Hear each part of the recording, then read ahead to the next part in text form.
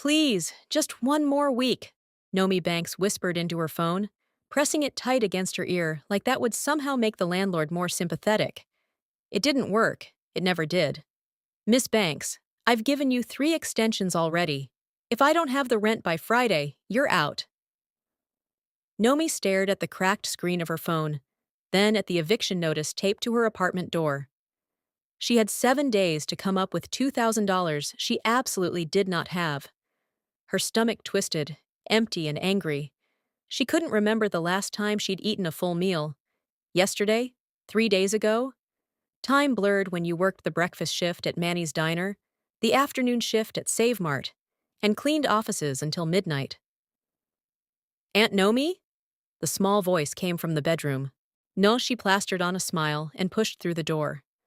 Tyler, her 7-year-old nephew, lay curled under 2 blankets that weren't nearly enough for Chicago's October cold. His brown eyes were too big in his thin face, his forehead burning hot when she pressed her hand against it. "Hey, buddy," she said softly. "How are you feeling?" "My throat hurts." He coughed, the sound rattling in his chest. Nomi's heart cracked. Again. The clinic visit last week had cost money she didn't have. The antibiotics had cost more, and he wasn't getting better. "I know, sweetheart. I'll get you more medicine tomorrow, okay?" "Are we gonna be okay?" She swallowed the lump in her throat. 6 months since her sister Keisha died in that car accident. 6 months of trying to be enough for this little boy who'd already lost everything. "Yeah, Tyler. We're gonna be fine." But later that night, after Tyler finally fell asleep, Noemi sat at their tiny kitchen table and counted the money in her wallet. $43 between them and the street. She looked out the window at the Seoul Sunrise Bakery across the street. The lights were still on, even though it was past 11. She'd walked by that place 100 times, smelled the fresh bread and pastries, watched well-dressed Korean men go in and out at odd hours. Everyone in Koreatown knew what it really was. A front. The bakery belonged to the Korean Mafia, run by some guy named Pyo Haneul, who supposedly controlled half the neighborhood. Noemi wasn't stupid. She knew better than to mess with organized crime. But Tyler was crying earlier because his stomach hurt from hunger, and she'd given him the last of the rice. And there was nothing left. Her hands shook as she pulled on her jacket. If you love real stories with heart, don't forget to subscribe to Afrock Honeyed Tales. We've got more coming your way. The back door of the bakery was slightly open. Nomi's heart hammered as she slipped inside, immediately hit by the smell of fresh bread. The kitchen was empty, probably. She grabbed 2 loaves from a cooling rack and turned to leave. "Stealing is dangerous in this neighborhood." She froze. The voice was smooth, accented, and coming from directly behind her. Noemi spun around and found herself facing a man in an expensive black suit. He was tall, maybe mid-30s, with sharp features and dark eyes that seemed to look straight through her. His hair was perfectly styled, with his presence filling the entire room, even though he just stood there with his hands in his pockets. I'm sorry, I'll put it back." She tried to set the bread down, but her hands were shaking so badly she almost dropped it. "Why?" he asked, not moving. "Why what?" "Why steal bread? If you wanted to die tonight, there are faster ways." Nomi's fear suddenly turned to anger. Maybe it was the exhaustion or the 6 months of drowning. "My nephew is 7 years old, and he hasn't eaten in 2 days because I can't afford food and rent and medicine all at the same time. So yeah, I stole your bread. Call the cops. Do whatever you want. But can I at least take this to him first?" Something flickered in the man's eyes. "Your nephew is sick?" "He has an infection. The clinic gave him antibiotics, but they're not working and I can't afford to take him back." The words tumbled out before she could stop them. Why was she telling this stranger anything? The man studied her for a long moment. Then he pulled out his phone and made a call, speaking rapid Korean. When he hung up, he looked at her again. "What's your name?" "Noemi Banks." "Noemi Banks. I'm Pyo Haneul, and I have a proposition for you. I don't I'm not. She took a step back. He held up a hand. Not that kind of proposition. I need a personal assistant, someone who can translate Korean documents, manage my schedule, handle my business affairs. You work for me for 3 months. In exchange, your nephew gets medical care, your rent is paid, and you both eat. Every day. Nomi stared at him. You're serious? Do I look like I joke? He didn't. He looked like the kind of man who could snap his fingers and make people disappear. But Tyler's face flashed in her mind, pale and thin and sick. What's the catch? The catch is you'll see things. Dangerous things. You'll be in my world, and my world isn't safe. But if you keep your mouth shut and do your job, neither of you will be harmed. You have my word. The word of a gangster. His lips twitched, almost a smile. The word of a man who takes care of his people, which is more than your landlord can say. Nomi clutched the bread tighter. This was insane, completely insane. But Tyler's cough echoed in her memory, and the eviction notice was still taped to her door. And what other choice did she have?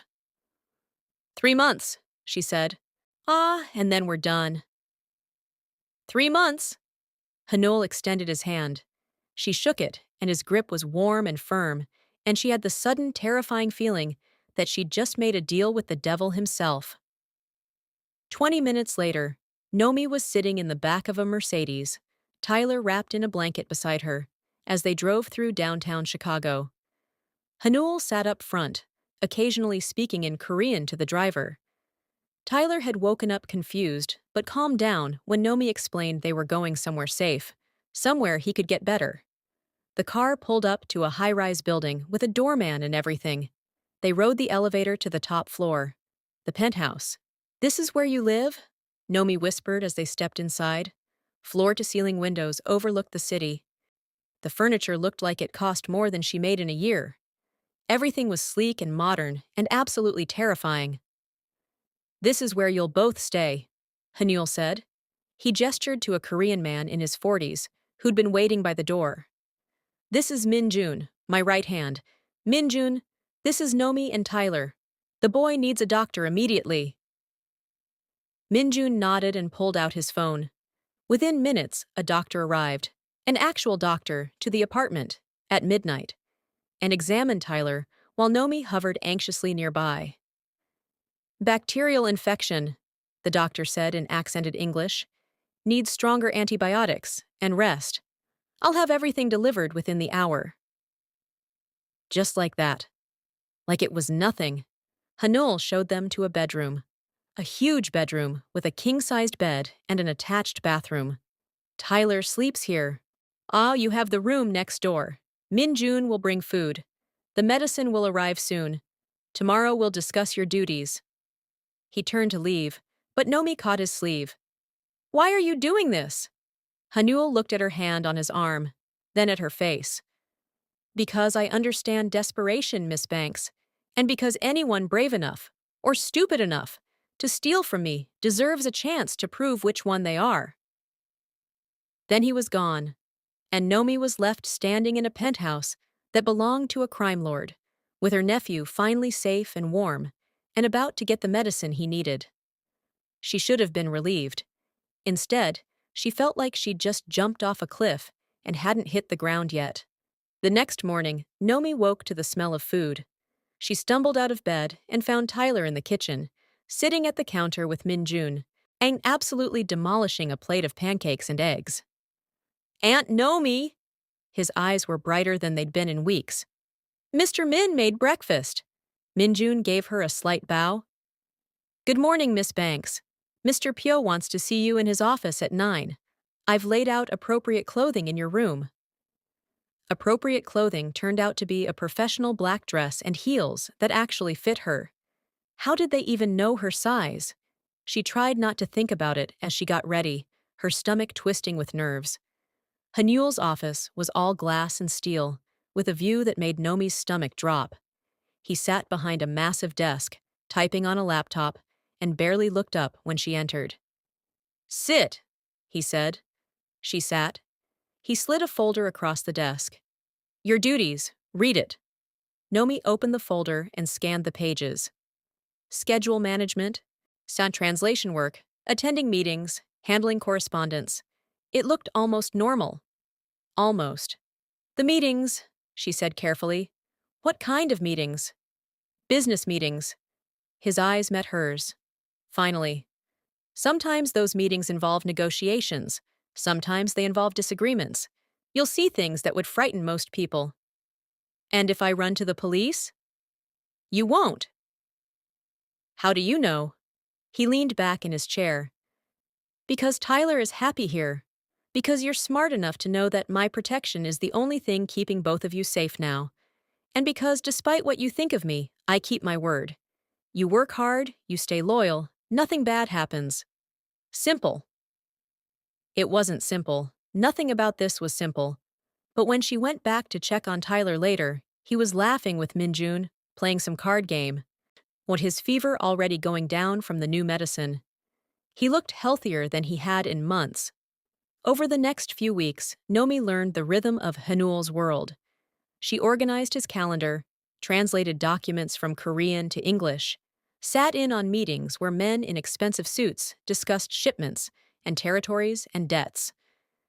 Nobody ever said exactly what they were shipping. She didn't ask. Haneul was a hard boss. He expected perfection, noticed every mistake, didn't accept excuses. But he was also fair. When she worked late, he made sure she ate. When Tyler had a nightmare, Haneul was the one who went to comfort him, speaking soft Korean that somehow soothed the little boy back to sleep. Why do you do that? Noemi asked one night, finding Haneul sitting outside Tyler's room at 2 a.m. Do what? Care about him. You didn't have to. The deal was medical care and food, not like actual emotional support. Haneul was quiet for a moment. I had a younger brother once. He would have been about Tyler's age when he died. I'm sorry. It was a long time ago. He stood up, his expression unreadable. Get some sleep, Miss Banks. We have an early meeting tomorrow. But something had shifted. Noemi saw him differently after that. Not just as the dangerous man who controlled the neighborhood, but as someone who'd lost people too. Someone who maybe understood what it felt like to be responsible for a child when you barely knew how to take care of yourself. The meeting the next day was at a fancy restaurant downtown. Noemi wore another dress that had mysteriously appeared in her closet, this one deep blue and probably cost a fortune. She sat beside Haneul, translating quietly when needed, trying to ignore how aware she was of him next to her. The men across the table were Italian, associates of Haneul's named Luca and Enzo. They were discussing some kind of partnership, terms and percentages that went over Noemi's head. Everything was going fine until Luca made a comment about Haneul's pretty assistant and whether she came with the deal. Haneul's hand moved so fast, Noemi barely saw it. 1 second, Luca was smirking. The next, Haneul had him by the throat, lifted slightly out of his chair. Apologize, Haneul said quietly. Hey man, I was just... Haneul's grip tightened. Apologize to her, now. Luca's face turned red. I'm sorry, miss. I'm sorry. Haneul released him and sat back down like nothing had happened. Now? Where were we? The meeting ended quickly after that. In the car ride back, Noemi finally found her voice. You didn't have to do that. Yes, I did. Why? He looked at her, and something in his expression made her heart beat faster. Because no one disrespects what's mine. I'm not yours. Not yet. He said it so casually, like he was stating a fact, like it was inevitable. Noemi didn't know what to say to that. That night, Tyler asked the question that had been building for weeks. They were eating dinner together, the three of them, which had somehow become routine. Haneul had brought Korean fried chicken, and Tyler was happily munching away. Is Mr. Pyo going to be my new dad? Tyler asked, completely innocent. Noemi choked on her water. Tyler, we're not. I wouldn't mind, Tyler continued. He's nice to me. And he makes you smile, Aunt Noemi. You didn't smile much before. Haneul had gone very still. Noemi couldn't look at him. It's not that simple, buddy. Why not? Because grown-up stuff is complicated. That's what adults always say when they don't want to explain things. Out of the mouths of 7-year-olds. Later, after Tyler was in bed, Nomi found Haneul standing by the windows, staring out at the city. "I'm sorry about earlier," she said. "Kids say things. He's not wrong, though." "What?" Haneul turned to face her. "You do smile more now. So do I." They stood there, the space between them feeling smaller and smaller, and Nomi knew she should leave, should not let this happen. But she didn't move. "This is a bad idea," she whispered. "Probably. You're my boss." "I know. Tyler needs stability." Not. Nomi." He stepped closer. "Stop listing reasons why we shouldn't." "Give me one reason why we should." "Because I think about you every moment of every day. Because watching you with Tyler made me want things I stopped wanting years ago. Because you walked into my bakery to steal bread and somehow stole everything else instead." "Oh. Oh no." He reached out slowly, giving her time to step back. She didn't. His hand cupped her face, thumb brushing her cheek, and she closed her eyes because this was too much, too intense, too real. When he kissed her, it felt like falling and flying at the same time. His other hand slid into her hair, and she grabbed his shirt to steady herself, and the whole world narrowed down to this moment, this feeling, this impossible thing that was happening. She pulled back first. "Haneul, I know. I know all the reasons this is complicated, but I don't care. Your world is dangerous. I'll keep you safe. Your mother will hate me." "My mother isn't kissing you. I am." Despite everything, she laughed. "You're impossible. You're not running away." She wasn't. She should be, but she wasn't. Over the next month, they fell into something that looked almost like normal. Haneul took them to Wonderland, where he pretended to be annoyed when Nomi laughed at his terrible aim. They went to a Korean barbecue place, where Haneul taught them both how to grill meat properly, and Tyler declared it the best food ever. They watched movies curled up on the couch, Tyler between them, until the little boy fell asleep and Haneul carried him to bed like it was the most natural thing in the world. Minjun watched all this with raised eyebrows, but said nothing. The other guys in the organization started treating Nomi differently, with more respect, because everyone could see which way the wind was blowing. Then 3 months hit. The original deadline. Haneul called Nomi into his office and handed her an envelope. Inside was $10,000 in cash, and receipts showing Tyler's medical bills were completely paid off. "Your contract is fulfilled," Haneul said, his voice carefully neutral. "You're free to go." Nomi stared at the envelope. This was what she wanted, right? Freedom, safety, a chance to go back to her normal life. Except her normal life didn't have Haneul in it. And somehow, over 3 months, he'd become as necessary as breathing. "What if I don't want to go?" she asked quietly. Something flickered in his eyes. "Hope, maybe." "Then stay." "As what? Your employee? Your girlfriend? What are we doing here, Haneul?" "I don't know. I've never done this before." "Me neither." They looked at each other across the desk, and Nomi realized that for all his power and control, Haneul was just as lost as she was. "Stay," he said again. "Please, let's figure it out together." She was about to answer when Minjun burst through the door, his face pale. "Sir, we have a situation. It's Tyler." Nomi's blood turned to ice. "What about Tyler?" "He's gone. Security footage shows 2 men taking him from the school. They left this." Minjun held up a small shoe. Tyler's shoe, and attached to it was a note. The Korean should have protected him better. The envelope fell from Nomi's hands. She couldn't breathe, couldn't think, couldn't do anything except stare at that tiny shoe. Haneul's expression went completely cold. Deadly cold. "Dmitri." "We think so, sir." "Mobilize everyone. Every single person we have. I want eyes on every property Dmitri owns, every location he's ever been seen. Now! Minjun ran out. Haneul was already on his phone, speaking rapid Korean, issuing orders. And Nomi just stood there, shaking, because this was her worst nightmare come true. Tyler was gone. Tyler was gone. Because of her. Because she'd brought him into this world. Because she'd been selfish enough to want something good for once in her life. Hey!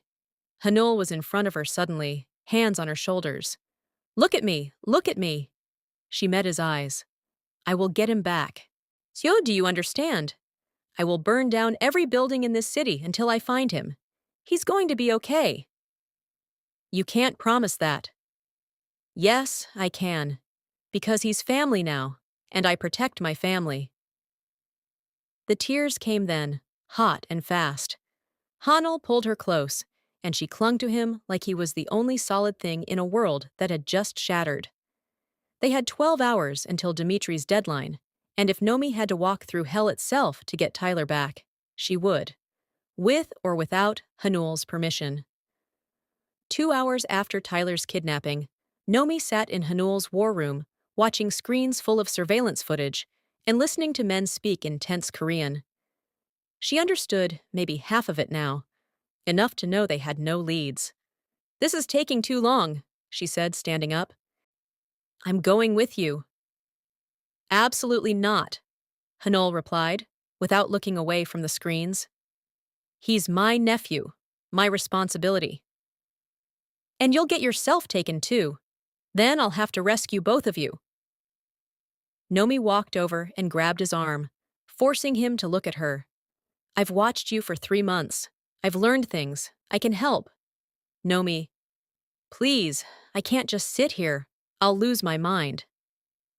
Something in her face must have convinced him, because he sighed and nodded. Fine, but you stay right beside me. Always, understand? I understand. They found Tyler 6 hours later in an abandoned warehouse near the docks. Dimitri's men were sloppy, overconfident.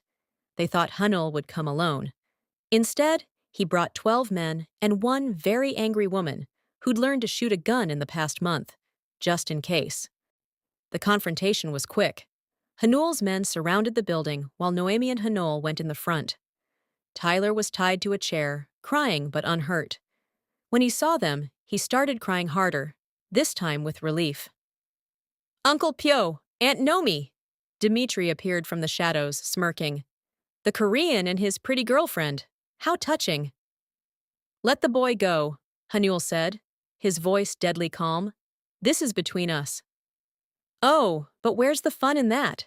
You took my operation, destroyed years of work. I think I'll take something you care about. He reached for Tyler, and Nomi didn't think. She just moved.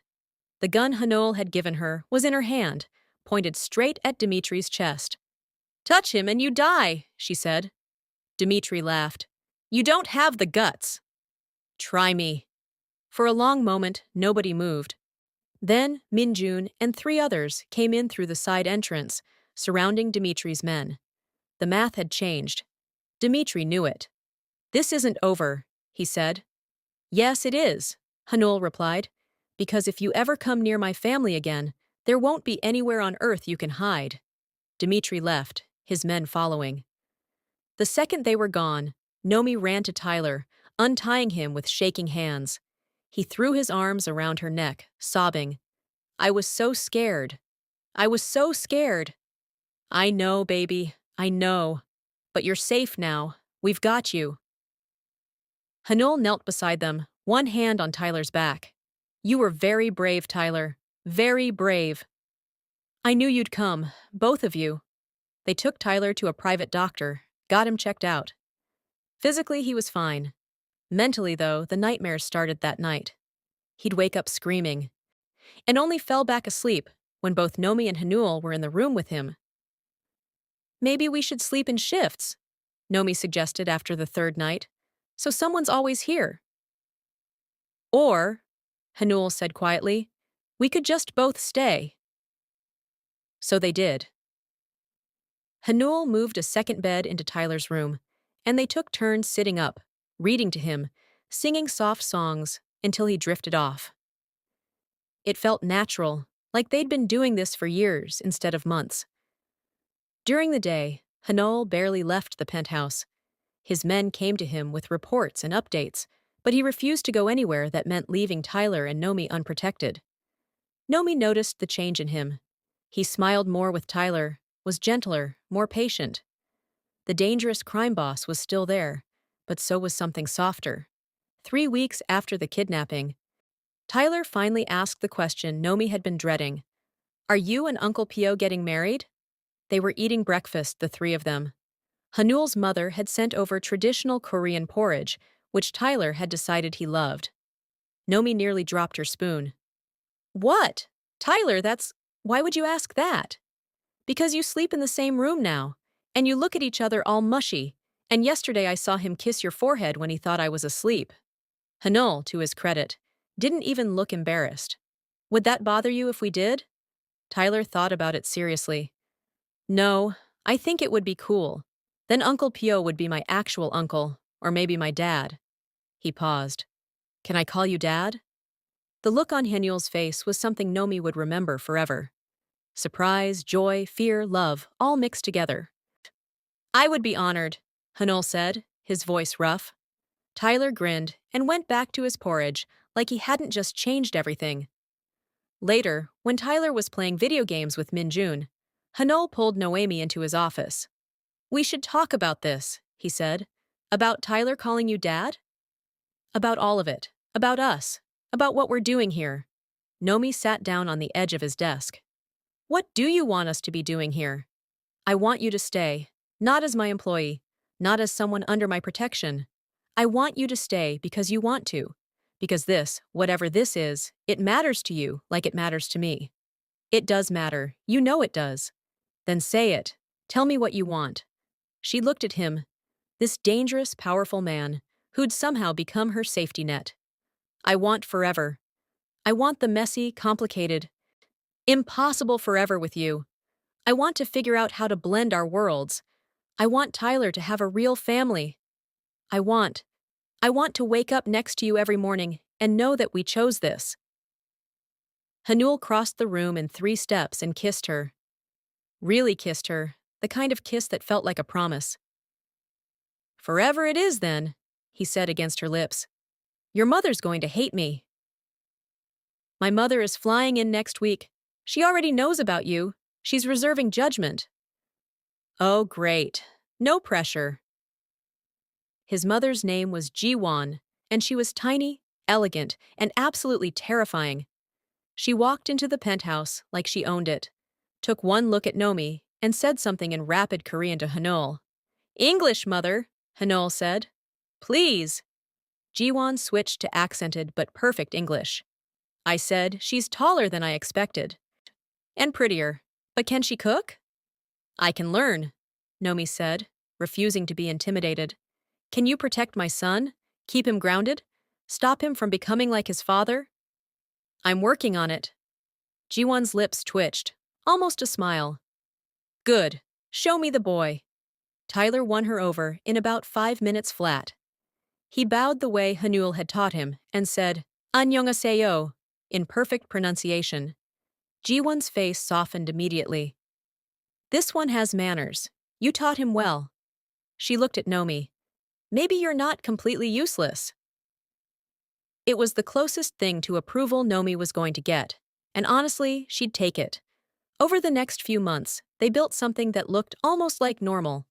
Haneul started transitioning his businesses toward legitimate operations. Less crime, more regular business deals. It meant less money, but also less danger. Noemi helped, using her organizational skills to manage the legal side of things. They enrolled Tyler in a good private school where nobody knew about Haneul's past. The kid thrived, made friends, joined the soccer team, brought home drawings of their little family that Haneul carefully hung on the refrigerator. And then, 6 months after Tyler's kidnapping, Haneul asked the question. They were at Wonderland again, the 3 of them. Tyler was off riding the Ferris wheel with Minjun, giving Haneul and Noemi a moment alone. The sunset was beautiful, all orange and pink over Lake Michigan. I have something for you, Haneul said. He pulled out a small box. Inside was a ring, simple but elegant, with a single diamond that caught the light.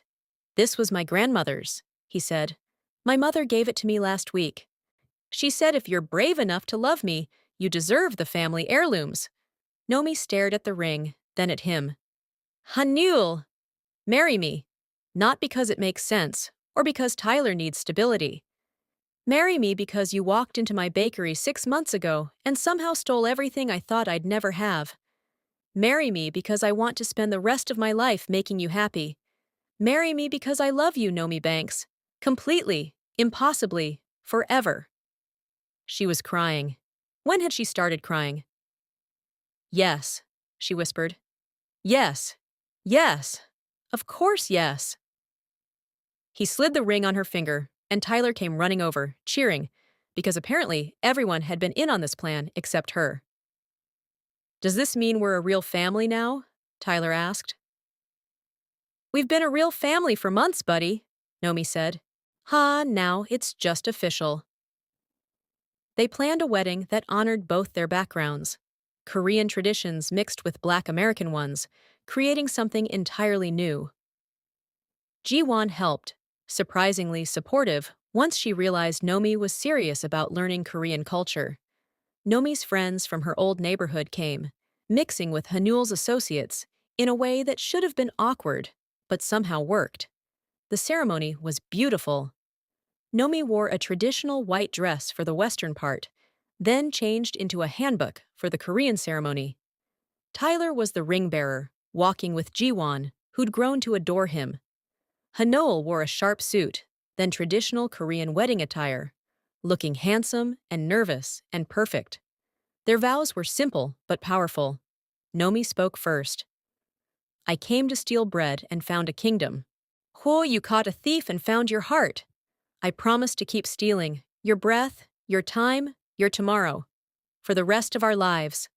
Haneul's voice was steady. In every life, in every world, I would choose you. Choose us. Choose this beautiful, messy, impossible love. Always. The reception was massive, both communities celebrating together. Min-jun gave a speech about how Haneul had been half alive before Noemi, and now he was fully human again. Tyler gave a speech too, short and sweet. Uncle Pyo became dad, and Aunt Noemi became mom, and I became the luckiest kid ever. The end. There wasn't a dry eye in the house. 3 years later, Noemi stood in their new house in a better part of Chicago, one hand on her very pregnant belly, watching Tyler teach Haneul's mother how to play video games. Tyler was 10 now, ceased confident and happy and thriving. He spoke Korean fluently, was a black belt in Taekwondo, and had decided he wanted to be a lawyer when he grew up. Haneul came up behind her, wrapping his arms around her waist. Twins, he said, still marveling at it. We're having twins. Are you scared? Terrified. You? Absolutely. She leaned back against him. But we'll figure it out, like we always do. Forever? Forever! Tyler ran over, excited. Mom! Dad! Grammy says the babies might like bread just like I did. Should we start a bakery? Haneul and Noemi looked at each other and laughed. Maybe not a bakery, Haneul said. Those seem to lead to trouble. Best trouble I ever found, Noemi replied, kissing him softly. Tyler pretended to gag. Ji-won laughed. And somewhere in that moment, when surrounded by the family they'd built from nothing, Noemi realized something important. Sometimes the best things in life came from the most unexpected places. Sometimes love found you in the middle of stealing bread. Sometimes forever started with a single choice to stay instead of run. And sometimes, just sometimes, the impossible became beautifully, perfectly real. And that was everything. Wow, what a journey this has been. If you loved watching Noemi and Haneul's story unfold, smash that like button and drop a comment telling us your favorite moment. Was it the bread stealing, the kidnapping rescue, or maybe that beautiful wedding? Don't forget to subscribe to Afrock Honeyed Tales for more stories that'll have you feeling all the feels, and hit that notification bell so you never miss an upload.